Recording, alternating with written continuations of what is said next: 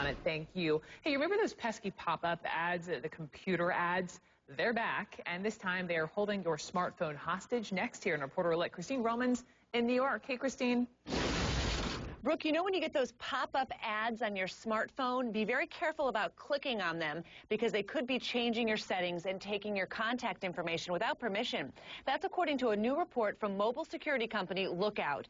Their study says that tens of thousands of smartphone apps, tens of thousands of them, are running these aggressive and invasive ads. And when the advertising networks get your personal information, they're selling it to marketers. Now, this isn't widespread yet, but it is a growing problem. How big? 5% of free mobile apps are letting these ad pop-ups into your phone to make money. And this study found those apps have been downloaded 80 million times.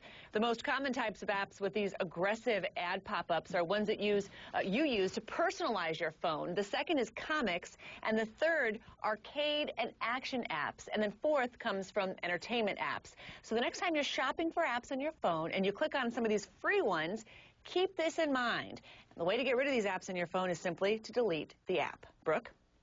Christine, thank you. Of course, you may not always know which app is causing the problem, so it's possible you might have to go through each app to actually figure out where those ads are coming from.